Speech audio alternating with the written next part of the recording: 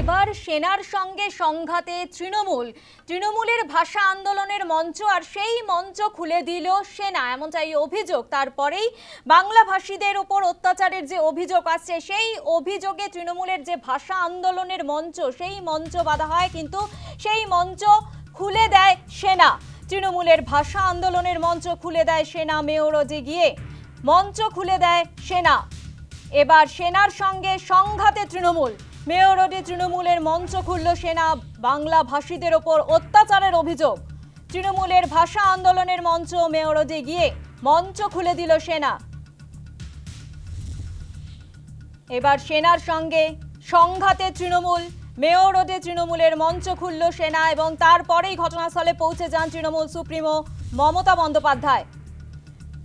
বাংলাভাষীদের ওপর অত্যাচারের অভিযোগ, তৃণমূলের ভাষা আন্দোলনের মঞ্চ, সেই মঞ্চ খুলে দেয় সেনা।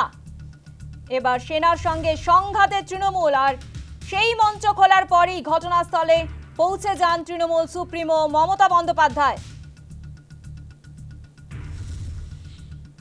আধা খোলা মঞ্চ থেকে বিজেপিকে কটাক্ষ তৃণমূল নেত্রী। এবার সেনার সঙ্গে সংঘাতে, সরাসরি সংঘাতে তৃণমূল সুপ্রিমো মমতা বন্দ্যোপাধ্যায়। মেয়র রোডে তৃণমূলের মঞ্চ খুলল সেনা। বাংলাভাষীদের উপর অত্যাচার, বাংলাভাষীদের উপর দেশ জুড়ে যে সন্ত্রাস চালানো হচ্ছে, তার পরিপ্রেক্ষিতেই তৃণমূলের ভাষা আন্দোলন মঞ্চ আর সেই মেয়র রোডের মঞ্চ খুলে দেয় সেনা। সপ্তাহে 2 দিন কর্মসূচি পালন করছিল তৃণমূল, 5 সপ্তাহ ধরে চলছিল তৃণমূলের কর্মসূচি, কিন্তু মঞ্চ বাধা থাকছিল গোটা সপ্তাহ, এমনটাই সেনার তরফ থেকে জানানো হয়েছে। মঞ্চ করতে গেলে ফের আবেদন করতে হবে, 3 দিনের বেশি অনুষ্ঠানে প্রতিরক্ষা মন্ত্রকের অনুমতি লাগে। 2 দিনের জন্য অস্থায়ী মঞ্চ করা হয়েছিল, কিন্তু 1 মাস সেই মঞ্চ রয়ে গিয়েছে। পুলিশকে জানালেও ব্যবস্থা নেওয়া হয়নি, তাই বাধ্য হয়েই মঞ্চ খোলা হয়েছে। তৃণমূল কংগ্রেসকে জানিয়ে দিয়েছে সেনা, এমনটাই সেনার তরফ থেকে বিবৃতি দেওয়া হয়েছে। সপ্তাহে 2 দিন কর্মসূচি পালন করছিল তৃণমূল, কিন্তু 5 সপ্তাহ ধরে চলছিল তৃণমূলের এই কর্মসূচি। পাশাপাশি মঞ্চ খুলল সেনা, এই নিয়ে বিবৃতি রেখেছেন, অর্থাৎ মন্তব্য রেখেছেন মমতা বন্দ্যোপাধ্যায়। মেয়র রোডে তিনি মন্তব্য রেখেছেন, খবর দেওয়া মাত্রই পৌঁছে গিয়েছিলেন তৃণমূল সুপ্রিমো। আধখোলা মঞ্চে দাঁড়িয়েই ভাষণ মমতার, বিজেপিকে তীব্র আক্রমণ তৃণমূল সুপ্রিমোর। এবার আন্দোলন মঞ্চ হবে রানী রাসমণি রোডে, মঙ্গলবার ব্লকে ব্লকে হবে প্রতিবাদ, এমনটাই দাবি, এমনটাই জানিয়েছেন মমতা বন্দ্যোপাধ্যায়। ঠিক কি বলেছেন? সেনাকে দিয়ে মঞ্চ খোলানো হয়েছে, বিজেপির কথায় চলছে ভারতীয় সেনা, প্রতিরক্ষা মন্ত্রীর কথায় এটা করছে সেনা, রাজনৈতিক স্বার্থে সেনার অপব্যবহার করা হয়েছে, এমনটাই মন্তব্য করেছেন তৃণমূল সুপ্রিমো। কি বলেছেন তিনি শোনাবো। আমাদের মাইকের কানেকশন কেটে দিয়েছে, স্টেজ ভেঙে দিয়েছে, আপনারা দেখতে পাচ্ছেন। প্যান্ডেল আর্মিকে দিয়ে খুলিয়েছে। আমি যখন এখানে আসছিলাম, আমার আর্মির বিরুদ্ধে কোনো ক্ষোভ নেই, তার কারণ we are proud of our army. নেই, কোনো রাস্তা বন্ধ নেই। আমাদের প্রোগ্রাম স্যাটারডে আর সানডে 2 দিন করে হয়। বিভিন্ন অর্গানাইজেশন ভাষা আন্দোলন নিয়ে প্রোগ্রাম করে এবং তার জন্য আমাদের পারমিশনও নেওয়া ছিল। প্রয়োজনে আমাদের বলতো, পুলিশ ফোর্সকে বলতো, দরকার হলে পুলিশ ফোর্স আমাদের পার্টির সাথে কথা বলে আমাদের প্যান্ডেল খুলে দিতে পারতো, আমরাই খুলে দিতাম এবং আমরা অন্য জায়গায় শিফট করতে পারতাম। কিন্তু সেটা না করে মহাত্মা গান্ধীজি, যিনি আমাদের সবচেয়ে বড় মহান নেতা দেশে, সেই মুক্তির পাদদেশে আমরা সব অন্যায় অত্যাচারের প্রতিবাদ করি। প্রায় 200-র মতো আর্মি তারা আমাকে দেখে ছুটে পালাচ্ছিল। আমি বললাম, why you are running away? You are my friend. We are proud of you. It is not, এটা আপনাদের দোষ নয়। আপনারা বিজেপির কথায় করেছেন, দিল্লির কথায় করেছেন, দিল্লির ডিফেন্স মিনিস্টারের কথায় করেছেন, এটুকু বুদ্ধি আমাদের আছে। I am not blaming the army. I am blaming BJP party, their minister, and if they misuse army like this to dismantle the political party stage and to dismantle the decoration, the microphone, the stage. You can see in your own eyes. Yesterday there was a program and today they vacated all this. पीछा में क्या है? छुपा Rustam BJP party है and their government. Forcefully they have dismantled our stage. They misuse army because of their political vendetta.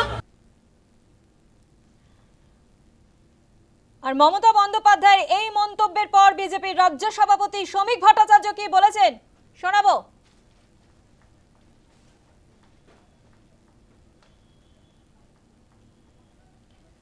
সেনাকে দিয়ে মঞ্চ খোলানো হয়েছে, বিজেপির কথায় চলছে ভারতের সেনা, মন্তব্য তৃণমূল সুপ্রিমোর।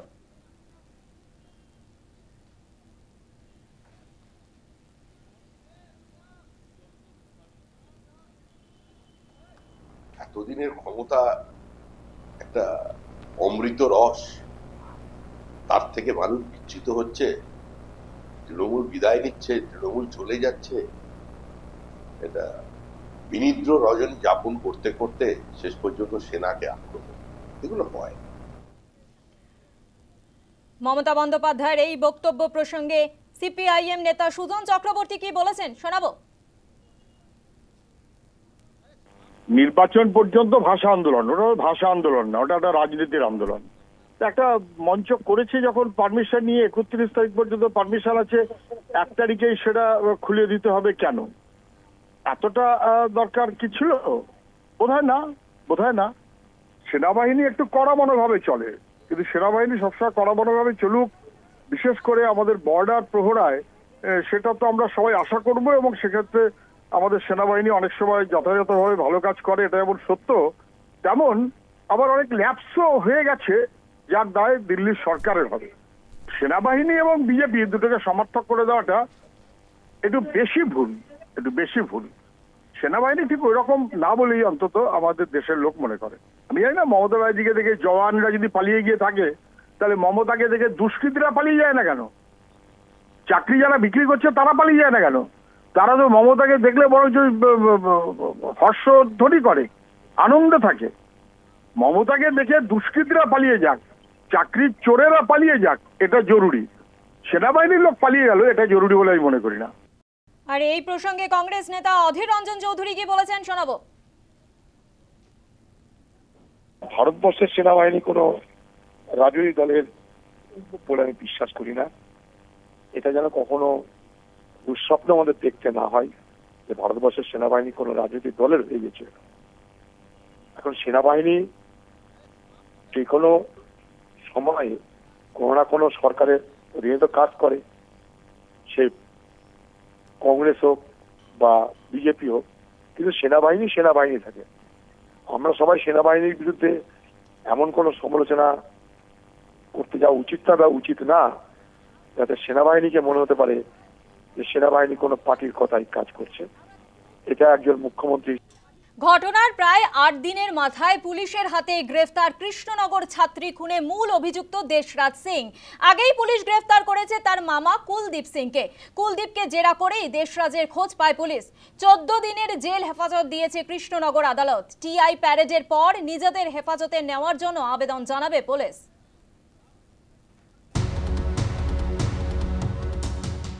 অবশেষে পুলিশের জালে কৃষ্ণনগর ছাত্রী খুনে মূল অভিযুক্ত দেশরাজ সিং। রবিবার বিকেলে উত্তরপ্রদেশের নেপাল সীমান্ত থেকে তাকে গ্রেফতার করে পুলিশ। ট্রানজিট রিমান্ডে কৃষ্ণনগরে নিয়ে আসা হয়। গত সোমবার কৃষ্ণনগরে ছাত্রীকে গুলি করে চম্পট দেয় সে। ঘটনার পর থেকেই উত্তরপ্রদেশে গা ঢাকা দিয়েছিল সে। তাকে গ্রেফতার করতে কৃষ্ণনগরের কোতোয়ালি থানার 3টি দল উত্তরপ্রদেশে রওনা দেয়। গত শনিবার তার মামা কুলদীপ সিংকে গুজরাটের জামনগর থেকে গ্রেফতার করে। কুলদীপকে জেরা করেই পুলিশ জানতে পারে অযোধ্যাতে গা ঢাকা দিয়েছিল দেশরাজ। তাকে জাল আধার কার্ড বানিয়ে দিয়েছিল মামা কুলদীপ সিং। সেই সূত্র ধরেই গ্রেফতার। হোটেলের ফোন থেকে বাবাকে ফোন করেছিল দেশরাজ। হোটেল মালিককে টাকা পাঠাতেন বাবা। সেই টাকা নিয়ে নতুন মোবাইল কিনেছিল। পুলিশ সেখানে যায়। বাবাকে হাউস অ্যারেস্ট করেছে বিএসএফ। তাকেও গ্রেফতার করে আনা হবে। উনি ক্রাইম করার পরে এখান থেকে পালিয়ে গিয়েছিল। আমরা ওনাকে গত গতদিন বিকেলে নৌটানবা থানা মহারাজগঞ্জ ডিস্ট্রিক্ট উত্তর প্রদেশে নেপাল বর্ডার থেকে অ্যারেস্ট করেছে। তো আজকে ওনাকে এখানে নিয়ে আসা হয়েছে, আমাদের প্রোডাকশন হবে, তারপরে আমাদের বাকি যে ইনভেস্টিগেশনের কাজগুলো আমরা জামনগর থেকে যে লোকটাকে অ্যারেস্ট করেছিল ওখান থেকে আমরা যে ওনার যে ফাদার যে আছে অ্যাকিউজের ফাদার ওনার যে ইনভলভমেন্ট স্পষ্টভাবে ক্লিয়ার করলো। ওনাকে মহারাজগঞ্জ ডিস্ট্রিক্টে বেরিয়া বাসাবে একদম ইন্ডিয়া নেপাল বর্ডারে উনি ওখানে ক্রস করার চেষ্টা করেছিল। তো আমাদের একটা টিম অলরেডি ওখানে পৌঁছে গেছিল। ওখানে 2-3 জায়গাতে খুব সাহসিকভাবে রেড করার পরে এই লোকটাকে গতকাল অ্যারেস্ট করেছিল। দেশরাজ গ্রেফতারে খুশি নিহত ছাত্রীর মা বাবা, পুলিশের উপর ভরসা আছে জানালেন তারা। ভয় তো অনেকটাই কেটে গেছে, প্রথম থেকেই আমাদের পুলিশের উপর ভরসা ছিল, আজও আছে, কালও থাকবে। অনেক পুরোটাই আশা ছিল যে পুলিশ ওকে অ্যারেস্ট করবেই, সেটাই আজকে প্রমাণিত হলো। পুলিশ এতটা তৎপরতা নিয়ে যখন ধরেছে, পুলিশ নিশ্চয়ই ওকে ফাঁসির সাজা দেবে। আমিও সেটাই চাই, ওর ফাঁসি হোক। আমি আপনাদের আগেও বলেছি পুলিশের ব্যাপারে আমার 100% ভরসা, আগেও ছিল, আজও করছি, আগামী দিনও করব। আমি জানি পুলিশই ওকে ফাঁসির মধ্যে তুলবে, আমিও ওর ফাঁসি চাই। পুলিশের উপর আমার 100% আস্থা রয়েছে, পুলিশ অবশ্যই তাকে ফাঁসির মধ্যে তুলবে, আমিও চাই তার ফাঁসি হোক। 100% ভরসা। আর এই পুলিশের এই কাজে আমাদের সবাই খুশি, আমরা পুরো কৃষ্ণনগরবাসী, নদিয়াবাসী, পশ্চিমবঙ্গ খুশি এই কৃষ্ণনগরের এই পুলিশের কাজে। পুলিশের প্রাথমিক অনুমান দেশরাজের উত্তরপ্রদেশের বাড়িতে সদস্যরা দুষ্কৃতিমূলক কাজকর্মের সঙ্গে যুক্ত, তাদের কাছ থেকেই হয়তো আগ্নেয়াস্ত্র পেয়েছে। দেশরাজকে পুলিশ নিজেদের হেফাজতে নিয়ে জেরা করবে। দেশরাজ কোথা থেকে আগ্নেয়াস্ত্র পেয়েছিল, খুনের কারণ কি, দেশরাজকে জেরায় এই তথ্য উঠে আসবে বলে মনে করছে পুলিশ। News time.